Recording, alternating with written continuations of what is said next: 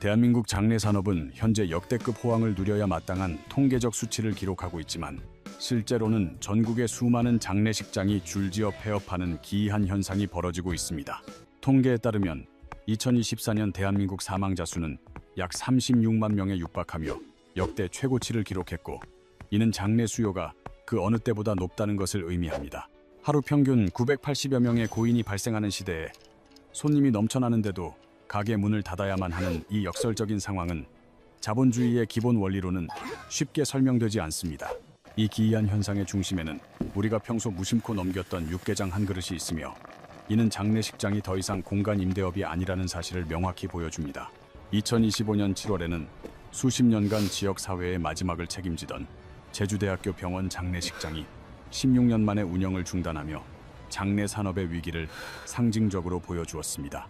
제주 지역에서는 이미 2016년부터 한국병원을 시작으로 한라병원과 한마음병원 등 주요 의료기관의 장례식장들이 차례로 문을 닫는 사태가 이어졌습니다. 심지어 2023년에는 공공의료기관인 제주의료원 장례식장마저 운영을 중단했으며, 이러한 폐업 소식은 이제 제주를 넘어 전국 곳곳에서 들려오고 있는 실정입니다. 일반적인 경제 원리는 수요가 늘면 공급자가 돈을 버는 것이지만, 장례식장에서는 손님이 역대 최고임에도 불구하고 사업자가 파산하는 공식의 파괴가 일어나고 있습니다. 우리가 흔히 장례식장을 빈소를 빌려주는 공간, 임대업으로 생각하는 것과 달리 실제 장례식장의 수익 구조를 뜯어보면 전혀 다른 본질이 숨겨져 있음을 알 수 있습니다. 충격적이게도 장례식장 전체 수익의 약 80%는 빈소 임대료가 아니라 조문객들에게 제공하는 육개장, 수육, 주류와 같은 식음료 판매에서 발생하고 있는 구조입니다. 조문객들이 식당에 앉아 음식을 나누는 과정에서 진짜 이윤이 남기 때문에 장례식장의 본질은 고인을 모시는 장소라기보다 대규모 외식업에 더 가까웠던 셈입니다. 평균적으로 조문객 한 사람이 장례식장에서 소비하는 식음료 비용은 3만 원에서 5만 원 사이로 책정되며, 이는 장례식장 운영을 유지하는 핵심적인 자금줄이 됩니다. 조문객이 100명만 방문해도 최소 300만 원에서 500만 원의 매출이 발생하며, 장례식장은 수십 년간 빈소를 손님을 모으는 수단으로 활용하여 식당 영업을 해왔습니다.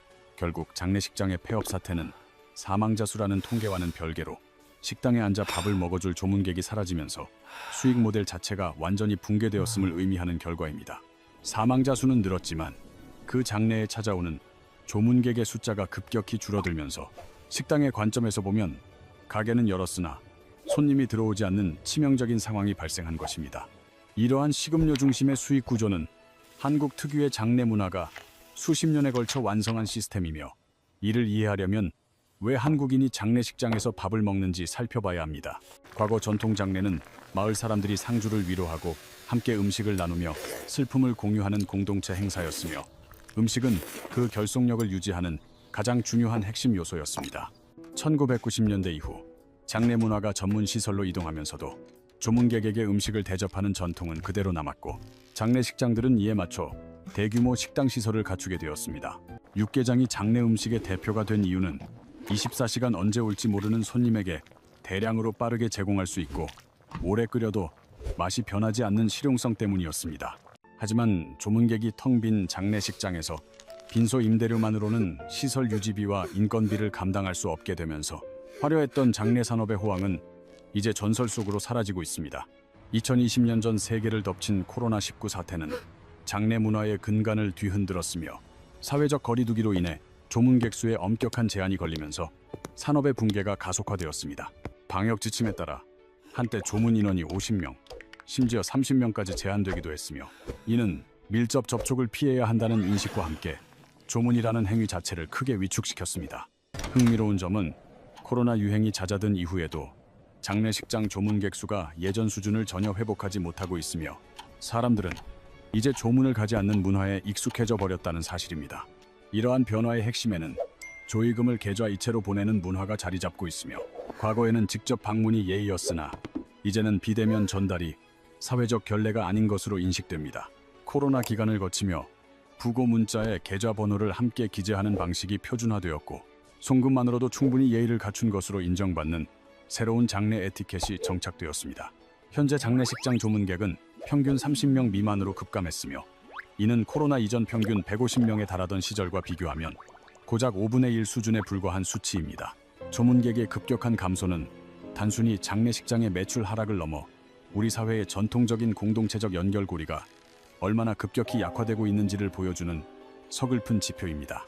특히 대가족 시대에서 핵가족 시대로의 전환은 이러한 변화를 가속화했으며 가족 규모가 작아지면서 부고를 전하고 슬픔을 나눌 대상 자체가 물리적으로 줄어들었습니다. 대한민국 전체 가구 중 1인 가구 비중이 30%를 넘어선 오늘날 부모님이 돌아가셔도 부고를 알릴 친척이나 지인이 몇 명 없는 경우가 일상이 되고 있습니다. 직장 문화 역시 개인주의의 확산과 함께 변화하여 과거처럼 부서원 전체가 단체로 조문을 가던 풍경은 사라지고 대신 조의금 이체로 간소하게 대체하는 추세입니다. 결과적으로 장례식장의 식당은 텅 비게 되었고 육개장을 먹어줄 사람이 사라진 장례식장은 손님 없는 식당이나 다름없는 적자 구조에 허덕이게 된 것입니다. 하지만 조문객 감소보다 더 근본적이고 위협적인 변화는 아예 빈소 자체를 차리지 않는 무빈소 장례와 직장 쯔장 방식이 급속도로 확산되고 있다는 점입니다. 여기서 직장이란 회사가 아니라 사망 후 곧바로 화장 절차를 밟는다는 의미의 한자어로 빈소를 차리지 않고 조문을 받지 않는 극도의 간소화된 장례 형태를 뜻합니다. 이러한 방식은 전통적인 3일장 절차를 생략하고 곧바로 화장과 납골로 넘어가기 때문에 장례식장 입장에서는 이용료와 식음료 매출이 모두 제로가 되는 치명적인 타격입니다. 사람들이 무빈소 장례를 선택하는 가장 직접적인 이유는 경제적 부담 때문이며 일반적인 장례 비용은 최소 수백만 원에서 1,000만 원 이상까지 발생하기 때문입니다. 빈소 임대료부터 장례용품, 대규모 음식 비용과 장지 비용까지 합치면 서민 경제 상황에서 이를 감당하기가 점점 더 어려워지고 있는 것이 현실입니다. 비용 문제 외에도 현대 사회의 어두운 단면인 고독사의 증가는 장례의 형태를 바꾸고 있으며 주변과 단절된 채 홀로 임종을 맞이하는 사례가 매년 늘고 있습니다. 2024년 전국 고독사 사망자는 3,924명으로 전년 대비 7.2% 증가했으며 특히 사회적 관계에 취약한 50대와 60대, 중장년 남성이 가장 큰 비중을 차지하고 있습니다.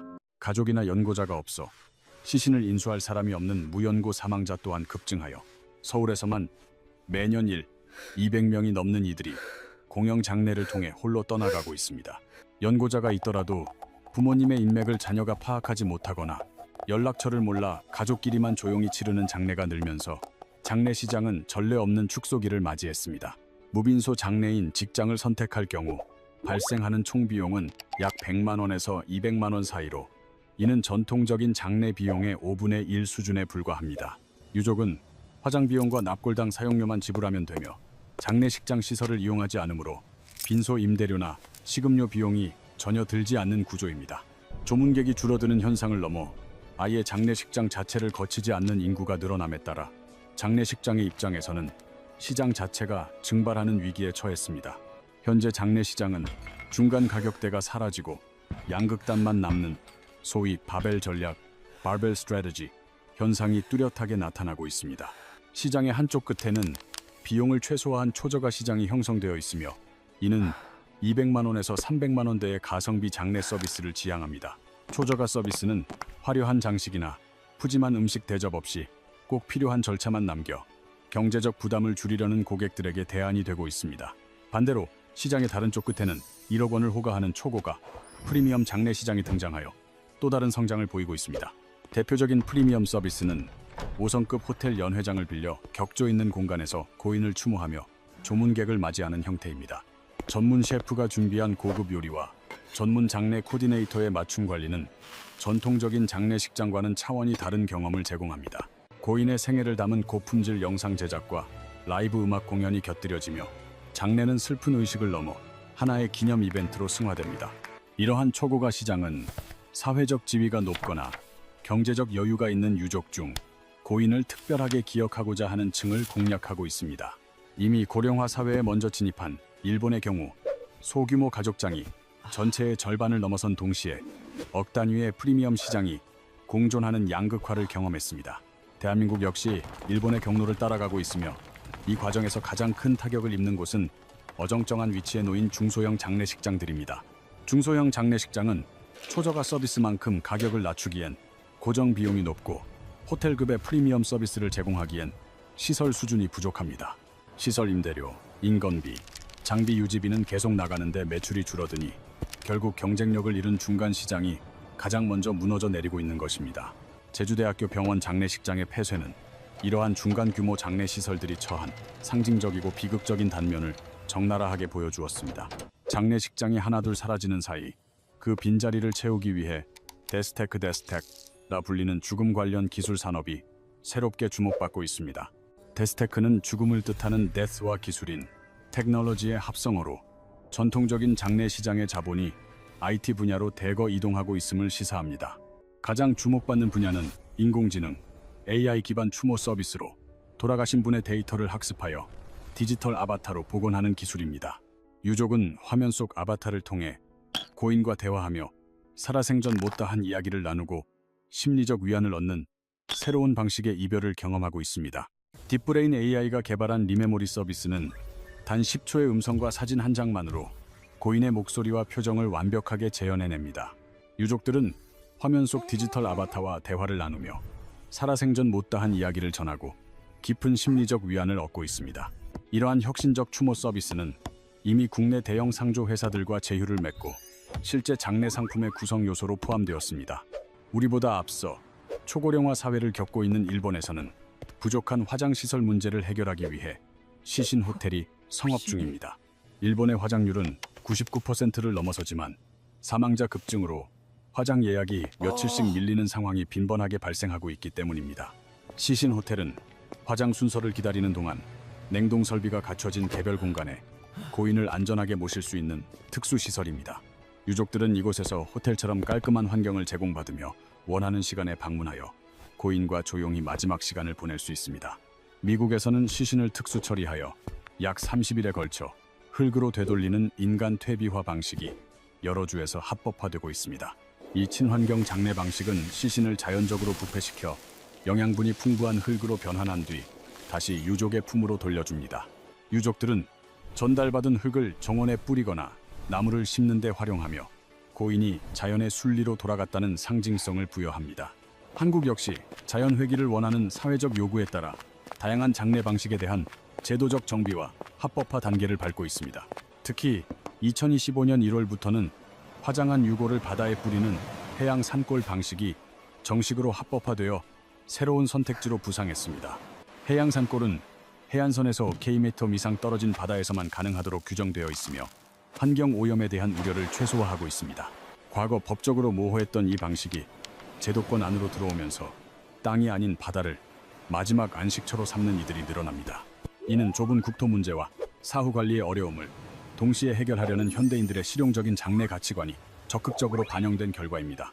장례식장의 줄폐업 현상은 특정 산업의 몰락을 넘어 죽음을 대하는 한국 사회의 근본적인 패러다임이 변했음을 시사합니다. 인구 고령화와 가족 해체, 그리고 공동체 붕괴라는 거대한 흐름이 장례라는 마지막 의례를 통해 그 실체를 드러낸 것입니다. 오프라인 장례시설이 사라진 자리는 매달 일정액을 납부하며 미래를 설계하는 상조 서비스가 강력한 대안으로 자리 잡았습니다. 상조는 미리 자금을 모아 장례를 준비하는 일종의 적금 상품으로 유족의 경제적 부담을 덜어주는 핵심적인 수단이 되었습니다. 2024년 기준 국내 상조 가입자 수는 900만 명을 돌파했으며 가입자들이 미리 납부한 선수금 규모만 10조 원에 달합니다. 최근에는 상조 서비스에 대한 관심이 중장년층을 넘어 20대와 30대, 젊은 세대까지 급격히 확산되며 죽음을 미리 준비하는 연령대가 낮아지고 있습니다. 상조 회사들은 이러한 변화에 맞춰 장례뿐만 아니라 웨딩, 여행, 가전제품 구매 등 다양한 서비스로 전환 가능한 상품을 내놓으며 젊은 고객들을 유인하고 있습니다. 시니어 세대 사이에서도 죽은 뒤에까지 자녀에게 경제적, 심리적 부담을 주고 싶지 않다는 인식이 퍼지며 장례를 간소화하려는 움직임이 뚜렷합니다. 이에 따라 사전에 자신의 장례 방식을 스스로 정해두거나 가족들에게 아예 장례식 자체를 최소화해달라고 미리 당부하는 사례가 크게 늘고 있습니다. 우리는 수십 년간 한국인의 마지막을 상징했던 육개장, 냄새 가득한 전통적인 장례식 풍경이 역사 속으로 사라지는 마지막 세대를 살고 있습니다. 수백 명의 조문객이 모여 밥을 먹고 술을 나누며 북적거리던 그 익숙한 공동체 문화는 이제 빠르게 퇴장하며 과거의 유물이 되어가고 있습니다. 이러한 장례 문화의 급격한 변화를 두고 우리 사회에서는 이것이 긍정적인 발전인지 혹은 서글픈 상실인지에 대한 다양한 시각이 존재합니다. 한편으로는 의무감에 장례식장을 찾아 기계적으로 인사를 나누던 형식적인 조문 문화가 사라지고 진심 어린 비대면 위로가 정착되는 것을 환영하기도 합니다. 반면 공동체가 함께 슬픔을 나누던 마지막 끈이 끊어짐으로써 인간의 죽음이 더욱 고립되고 외로운 사건으로 변질되는 것에 대한 우려의 목소리도 높습니다. 분명한 사실은 이제 죽음이 사회적 의무의 영역에서 벗어나 개인이 스스로 설계하고 선택하는 기획의 영역으로 완전히 들어왔다는 점입니다. 내가 어떤 방식으로 기억될지, 마지막 순간에 무엇을 남길지를 스스로 결정하는 시대가 되면서 장례는 개인의 가치관을 투영하는 마지막 프로젝트가 되었습니다. 이러한 선택 과정에는 개인의 경제적 형편뿐만 아니라 고유한 가치관과 평소 맺어온 인간관계의 깊이가 모두 반영되어 나타나게 됩니다. 화려한 마침표를 찍으며 떠날 것인지 혹은 조용히 세상에서 사라질 것인지에 대한 결정은 이제 온전히 본인의 몫이자 자유로운 선택지가 되었습니다. 전국의 장례식장들이 줄줄이 문을 닫는 현상은 단순히 특정 업종의 위기가 아니라 한국 사회가 죽음을 대하는 근본적인 시선이 바뀌었음을 알리는 강력한 신호입니다.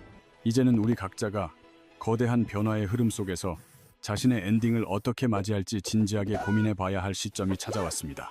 오늘 우리는 역대급 사망자 수라는 통계적 호황 뒤에 숨겨진 장례식장 폐업 사태의 충격적인 진실과 그 이면의 사회적 구조 변화를 살펴보았습니다. 장례식장이 사실은 공간 임대업이 아닌 식음료 판매 중심의 식당 비즈니스였다는 수익 구조의 비밀은 이 산업의 취약성을 그대로 드러냈습니다. 코로나19와 핵가족화, 그리고 1인 가구의 증가는 조문객의 발길을 끊어놓았으며 이는 전통적인 장례 모델의 완전한 붕괴로 이어졌습니다. 무빈소 장례의 확산과 데스테크라는 새로운 산업의 등장은 우리가 앞으로 맞이할 죽음의 풍경이 이전과는 전혀 다를 것임을 예고하고 있습니다. 다음 영상에서는 900만 명이 가입한 상조 서비스의 화려한 광고 뒤에 숨겨진 불편한 진실과 추가 비용 문제에 대해 깊이 있게 파헤쳐 보겠습니다. 900만 명이 가입한 상조 서비스는 이제 우리 삶의 필수가 되었지만 그 화려한 광고 이면에는 소비자들이 반드시 알아야 할 날카로운 진실들이 숨겨져 있습니다. 매달 일정 금액을 납부하면 미래의 장례를 모두 책임져 줄 것 같았던 약속은 정작 닥친 현실 앞에서 수백만 원의 추가 비용이라는 부메랑으로 돌아오기 일쑤입니다. 상조 상품은 물가 상승률을 반영하지 못하거나 서비스 항목이 제한적인 경우가 많아 유족들은 장례 현장에서 예기치 못한 추가 결제 요구에 당황하는 일이 빈번합니다. 더욱 심각한 문제는 일부 상조 업체들의 부실 경영으로 인한 갑작스러운 폐업이며 이는 가입자들이 평생 모은 소중한 선수금을 한순간에 날릴 수 있는 치명적인 위험입니다. 선수금 규모가 10조 원을 돌파한 거대 시장임에도 불구하고 업체가 도산했을 때 소비자가 보호받을 수 있는 법적 장치는 여전히 완벽하지 않아 세심한 주의가 필요합니다. 따라서 상조에 가입하기 전에는 해당 업체의 재무 건전성과 소비자 피해 보상 보험 가입 여부를 꼼꼼히 확인하는 절차가 무엇보다 중요하다고 할 수 있습니다. 장례 문화의 변화는 단순히 절차의 간소화를 넘어 남겨진 자들이 고인을 어떻게 기억하고 자신의 마지막을 어떻게 장식할지에 대한 철학적 질문을 우리에게 던집니다. 죽음은 더 이상 타인에게 맡겨진 숙제가 아니며 살아있는 동안 스스로 기획하고 준비해야 하는 인생의 가장 장엄하고도 개인적인 마지막 프로젝트로 자리 잡았습니다. 어떤 장례를 치를지, 어떤 기술을 활용할지, 그리고 남겨진 이들에게 어떤 기억의 유산을 전달할지는 오로지 당신의 가치관과 선택에 달려있는 시대가 되었습니다. 육개장 냄새로 가득했던 과거의 장례식장은 사라지겠지만 고인을 향한 진심 어린 애도와 삶의 마무리에 대한 예우는 기술과 형식을 빌려 새로운 모습으로 지속될 것입니다. 우리는 이제 전통의 파편 위에서 새로운 죽음의 문명을 설계하고 있으며 이 변화는 우리 사회가 인간의 존엄성을 사후에 어떻게 지켜낼 것인지에 대한 해답을 찾아가는 과정입니다. 장례식장의 줄폐업 소식은 거대한 전환점의 시작일 뿐이며 우리는 그 속에서 더 합리적이고 따뜻한 이별의 방식을 스스로 만들어가야 하는 과제를 안고 있습니다. 여러분은 오늘 영상을 통해 무엇을 느끼셨나요? 혹시 사랑하는 가족과 자신의 마지막 모습에 대해 진지하게 이야기를 나누어 본 적이 있으신지 궁금합니다. 여러분의 소중한 생각과 경험을 댓글로 나누어 주시면 저희가 다음 영상을 제작하고 더 깊이 있는 주제를 탐구하는데 아주 큰 힘과 영감이 됩니다. 다음 편에서는 앞서 예고해드린 대로 상조 서비스의 위험 요소와 소비자 권리를 지키는 구체적인 방법들을 아주 상세하게 분석해드릴 예정이니 많은 기대 부탁드립니다. 우리 삶과 밀접한 경제 및 사회적 이슈들을 누구보다 빠르고 깊이 있게 전달해드리는 이 채널과 함께라면 복잡한 세상의 흐름을 한눈에 읽으실 수 있습니다. 아직 구독하지 않으셨다면 지금 바로 구독 버튼을 눌러주시고 좋아요는 저희 제작진이 더욱 양질의 콘텐츠를 만드는데 가장 확실한 원동력이 됩니다. 종 모양의 알림 설정까지 해두시면 저희의 새로운 영상이 올라올 때마다 놓치지 않고 가장 먼저 확인하실 수 있으니 꼭 체크해 주시길 바랍니다. 긴 영상 끝까지 시청해 주셔서 진심으로 감사드리며 여러분의 오늘 하루가 고인을 추모하는 마음만큼이나 따뜻하고 평온한 시간이 되기를 진심으로 기원하겠습니다. 변화하는 시대 속에서도 변치 않는 가치를 전달하는 정보로 다시 찾아뵐 것을 약속드리며 그럼 저희는 다음 영상에서 더 유익한 주제로 인사드리겠습니다. 단 42개월 만에 세계 방산 시장의 판도를 완전히 뒤집어버린 기적과도 같은 전투기가 대한민국에서 날아올랐습니다. 바로 일-600회 시험 비행을 단 한 건의 사고도 없이 완벽하게 마친 대한민국의 자존심 KF-21 보라매입니다. 불과 몇 년 전까지만 해도 세금 낭비라는 조롱과 멸시를 견뎌야 했지만 이제 상황은 완전히 역전되었습니다. 돈다발을 들고 와도 줄을 서서 기다려야 할 만큼 전 세계가 이 전투기를 주목하고 있습니다. UAE와 폴란드의 공군 수장들이 직접 한국을 찾아와 탑승해보고 감탄했으며 무려 7개국이 수출 협상을 요청해왔습니다. 과연 단순히 가격이 저렴해서 이런 열광적인 반응을 보이는 것일지 그 이면에 숨겨진 진짜 이유를 파헤쳐 보겠습니다. 무기 시장에는 판매하는 국가가 구매하려는 국가에게 굽히고 들어가야 한다는 오래된 불문율이 존재했습니다. 수십억 달러의 계약을 따내기 위해 방산 기업들은 로비스트를 고용하고 정치인들에게 필사적으로 매달려야만 했습니다. 하지만 지금 대한민국에서는 이 오래된 관행이 산산조각 나며 정반대의 기이한 현상이 벌어지고 있습니다. 2024년 하반기부터 사우디, UAE, 폴란드 등 각국 국방 관계자들이 앞다투어 한국행 비행기에 몸을 실었습니다. 그들의 목적지는 단 하나, 경남 사천에 위치한 한국항공우주산업 KAI의 뜨거운 생산 현장이었습니다. 그들은 화려한 카탈로그가 아니라 KF-21이 조립되는 생산 라인을 직접 눈으로 확인하고 싶어 안달이 났습니다. 우리가 제발 사달라고 읍소하는 것이 아니라 그들이 도대체 언제쯤 물량을 받을 수 있냐며 재촉하는 상황입니다. 이러한 극적인 상황 반전을 이해하기 위해서는 현재 전 세계 전투기 시장이 처한 처참한 현실을 직시해야 합니다. 결론부터 냉정하게 말하자면 지금 세계 시장에는 믿고 살만한 전투기가 씨가 마른 상태입니다. 최강이라 불리는 미국의 F-35는 도입 비용만 1,300억 원이 넘고 유지비는 상상을 초월하는 수준입니다. 30년간 운용한다고 가정했을 때 들어가는 총 비용이 무려 3,000억 원에 육박해 배보다 배꼽이 더 큽니다. 이는 웬만한 중소국가의 1년 치국방 예산을 전투기 단 한 대에 쏟아부어야 한다는 충격적인 계산이 나옵니다. 그렇다면 전통의 강호 러시아제 전투기는 대안이 될 수 있을지 살펴보았으나 그쪽 사정은 더욱 절망적입니다. 우크라이나 전쟁 이후 국제사회의 강력한 제재로 인해 나사 하나조차 구하기 힘든 부품 수급 불능 상태에 빠졌습니다. 중국의 J-31은 성능에 대한 불신은 차치하더라도 도입하는 순간 미국과의 관계 파탄을 각오해야 하는 위험한 도박입니다. 유럽의 라팔이나 유로파이터를 주문하려면 기약 없는 대기 명단에 이름을 올리고 수년씩 기다려야만 합니다. 전 세계의 하늘이 텅 비어버린 바로 그 순간 대한민국의 KF-21이 유일하고도 확실한 대안으로 등장했습니다. F-35의 70% 수준인 합리적인 가격에 4.5세대를 넘어선 준스텔스급 성능을 갖춘 완벽한 균형점입니다. 무엇보다 지금 당장 생산하여 공급할 수 있는 물량이 준비되어 있다는 사실이 구매자들의 마음을 흔들고 있습니다. 돈이 있어도 살 물건이 없던 절박한 시장 상황에서 KF-21은 그야말로 가뭄의 단비 같은 존재가 되었습니다. 하지만 이 화려한 성공의 이면에는 불과 몇 년 전까지만 해도 겪어야 했던 뼈아픈 조롱의 역사가 있었습니다. 2021년 4월 시제기가 처음 모습을 드러냈을 때 국내외 언론의 반응은 그야말로 냉담하기 짝이 없었습니다. 일부에서는 세금 먹는 하마라며 비난했고 해외 매체들은 종이 비행기라며 한국의 도전을 비웃었습니다. 겉모습만 그럴듯할 뿐 실제로는 날지도 못할 것이라는 비아냥거림이 쏟아졌지만 그들의 의심에도 이유는 있었습니다. 대한민국은 전투기를 설계부터 제작까지 독자적으로 개발해본 경험이 전무했기 때문입니다. T-50 훈련기를 만든 적은 있지만 그것은 미국 로키드 마틴의 기술 지원에 전적으로 의존한 결과물이었습니다. 전투기의 심장인 엔진은 물론 핵심 두뇌인 전자장비까지 대부분 해외에서 수입해 조립하는 수준이었습니다. 그러나 KF-21은 달랐습니다. 엔진은 검증된 미국 GE 제품을 썼지만 그 외 핵심 기술은 우리 손으로 만들어냈습니다. 비행을 제어하는 뇌신경인 플라이-바이-와이어 시스템을 독자 개발하여 기체를 완벽하게 통제합니다. 수천 개의 눈을 가진 AESA 레이더 역시 우리 엔지니어들의 피와 땀으로 완성된 국산 기술입니다. 기체 설계와 전자전 장비까지 한국인의 손끝에서 탄생하며 국산 화율 65%라는 놀라운 기적을 이뤄냈습니다. 이 숫자는 단순한 통계가 아니라 외국의 간섭 없이 우리 의지대로 전투기를 개량할 수 있는 기술 독립을 의미합니다. 그리고 이어진 비행 테스트 결과는 전 세계 항공 역사를 새로 쓰는 충격적인 기록의 연속이었습니다.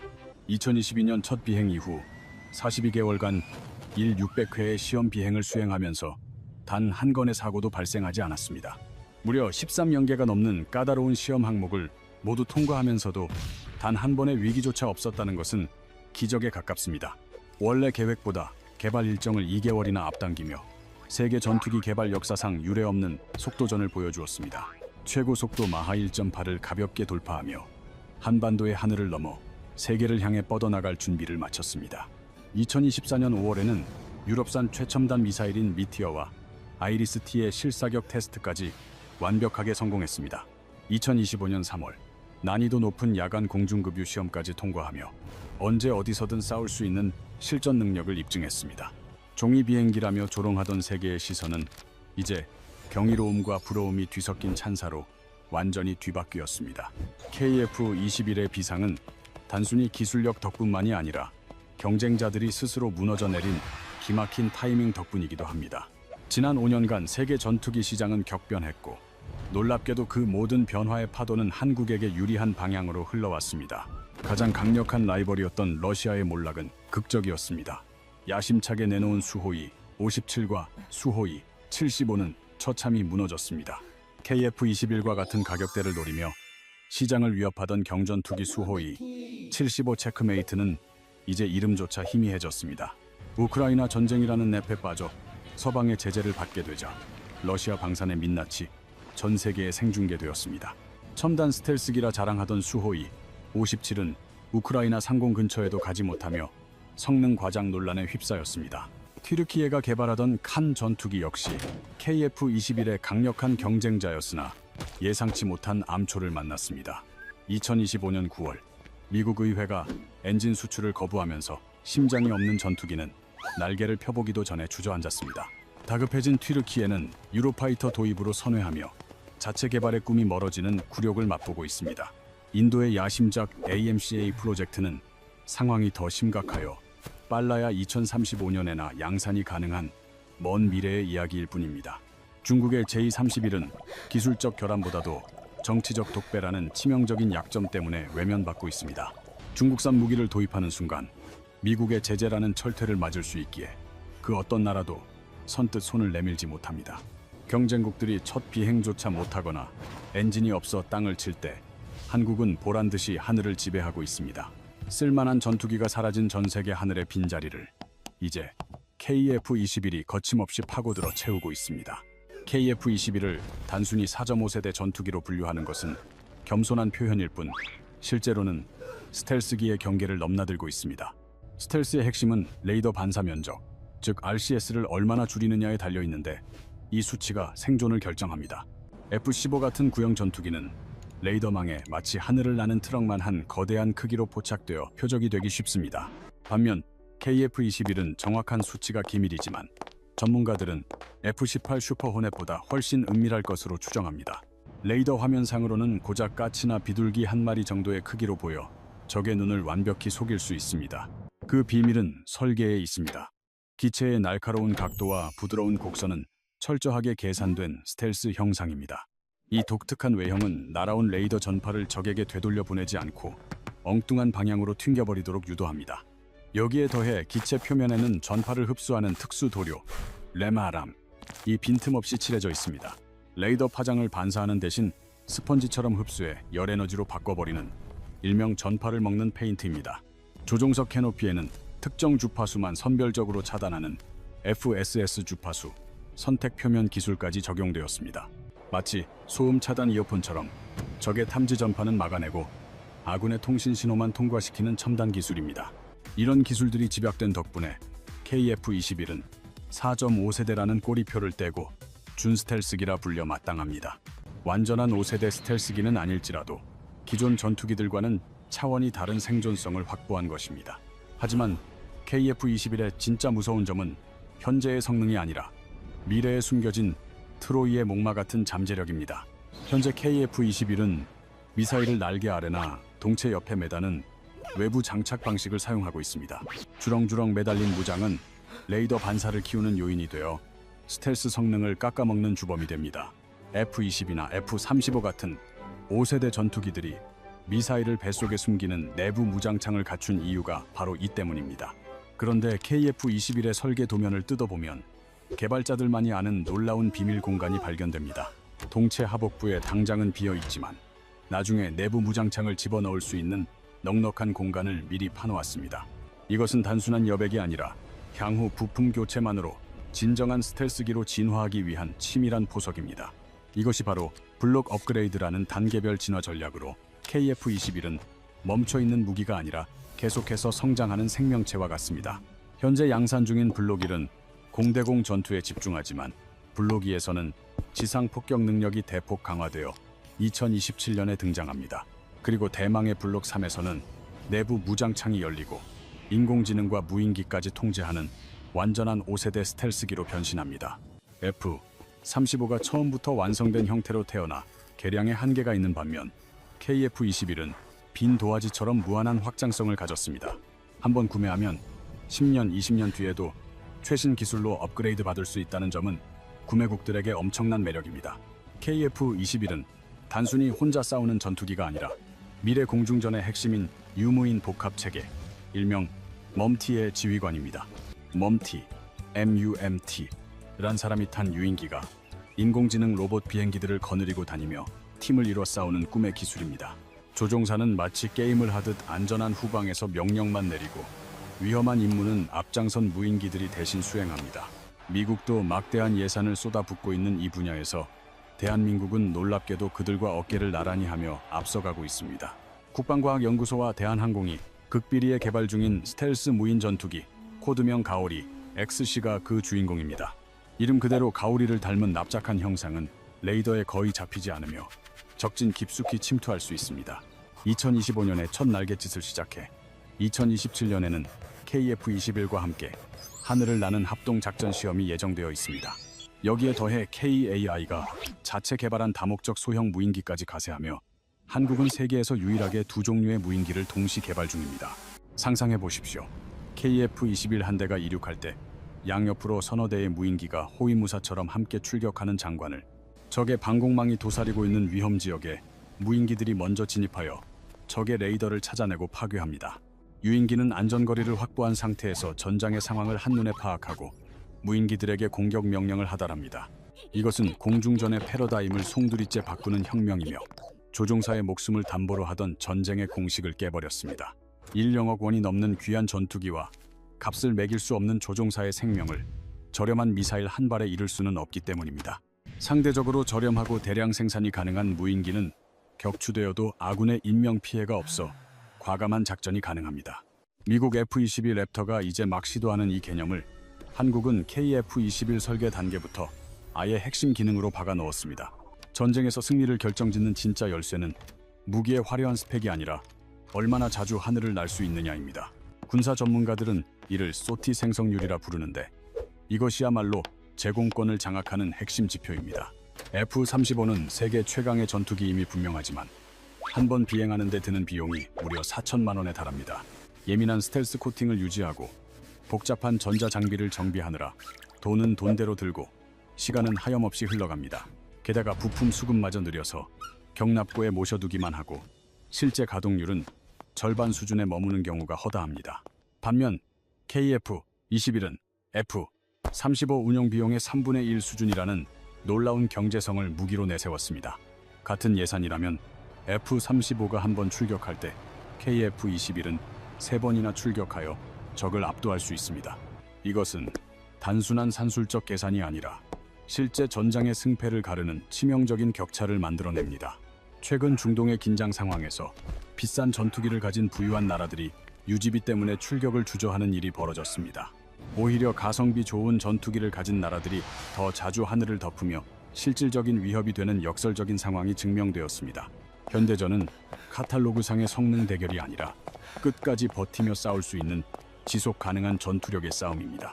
KF-21은 바로 이 틈새를 정확히 파고들어 준수한 성능과 압도적인 효율성이라는 두 마리 토끼를 잡았습니다. 한정된 국방 예산으로 영공을 지켜야 하는 전 세계 대다수의 중소국가들에게 이것은 구세주와 같습니다. 거대 방산 기업 록히드 마틴이 긴장하는 진짜 이유는 소수의 하이엔드 시장이 아닌 거대한 허리 시장을 뺏길까 봐서입니다. F-35를 살 돈이 없거나 미국의 까다로운 판매 조건에 지친 수많은 나라가 이제 한국을 바라보고 있습니다.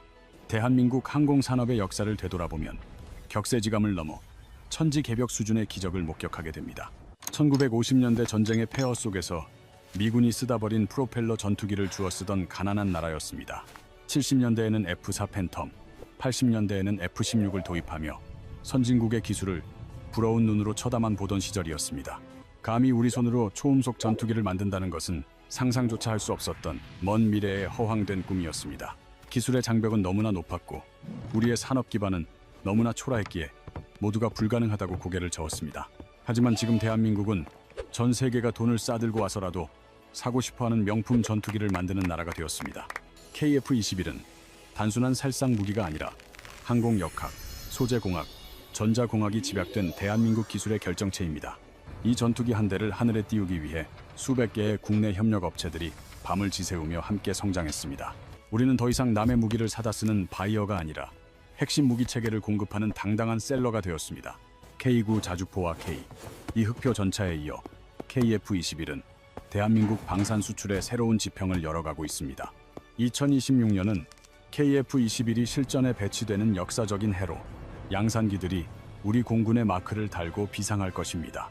돈이 있어도 못 산다는 말은 과장이 아니며 지금의 성공은 앞으로 펼쳐질 거대한 드라마의 서막일 뿐입니다. 블록이 개발 일정은 이미 1년 반이나 앞당겨졌고 무인기 연동 기술도 2027년 실전 시험을 눈앞에 두고 있습니다. 과거에는 우리가 선진국의 기준을 따라가기에 급급했지만 이제는 한국이 전 세계 하늘의 새로운 표준을 만들고 있습니다.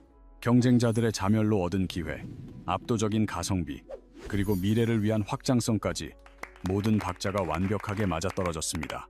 오늘 우리는 KF-21 껍데기 속에 숨겨진 진짜 가치와 6세대 전투 개념까지 깊이 있게 파헤쳐 보았습니다.